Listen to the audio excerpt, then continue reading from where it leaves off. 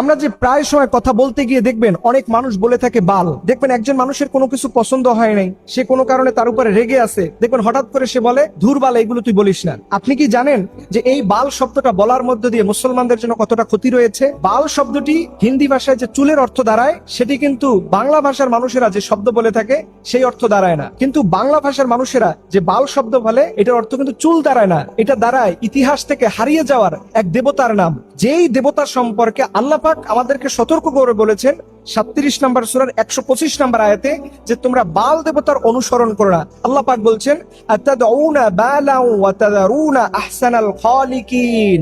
আল্লাহ বলছে তোমরা কি বালকে ডাকবা এবং সর্বশ্রেষ্ঠ স্রষ্টাকে তোমরা কি ভুলে যাবা, পরিত্যাগ করবা? এই বাল শব্দটা আল্লাহ পাক কোরআনের মধ্যে বলেছেন। এই বাল শব্দটা সেমিটিক শব্দ, যার অর্থ দাঁড়ায় দেবতা বা স্রষ্টা, বা আমরা যে আল্লাহ বলে সম্বোধন করি ঠিক একই রকম অর্থ দাঁড়ায়। এটা আসলো কোথা থেকে? আপনাদের মনে প্রশ্ন থাকতে পারে, হুজুর এটা আসলো কোথা থেকে?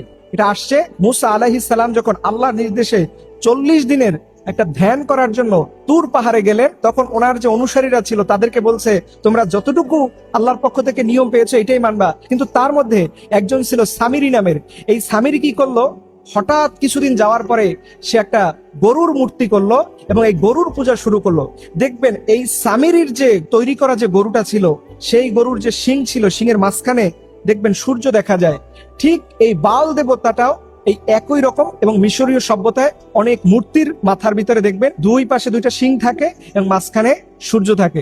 দেখেন এই শব্দগুলো, এটা হয়তো অনেকের কাছে বলবেন যে হুজুর এটা কি বলতেছেন, এটা কি কোনো সাবজেক্ট হলো, এগুলো কি আলোচনা কোনো বিষয় হলো? দেখেন এই সামিরির মাধ্যমে সেই সময়ের মুসা আলাইহিস সালামের মানুষেরা তারা সবাই আল্লাহর পানিশমেন্ট পাবে। আল্লাহর সামনে সবাইকে অপরাধী হতে হবে শুধুমাত্র ওই গরুর পূজা করার কারণে, এই শিরিক করার কারণে, শুধুমাত্র এই বাল দেবতাকে অনুসরণ করার কারণে। অথচ আমরা খুব সহজেই এইগুলো বলতেছি, আমরা জানিও না কোন শব্দটা বললে ইসলামের দৃষ্টিকোণে রাইট আছে।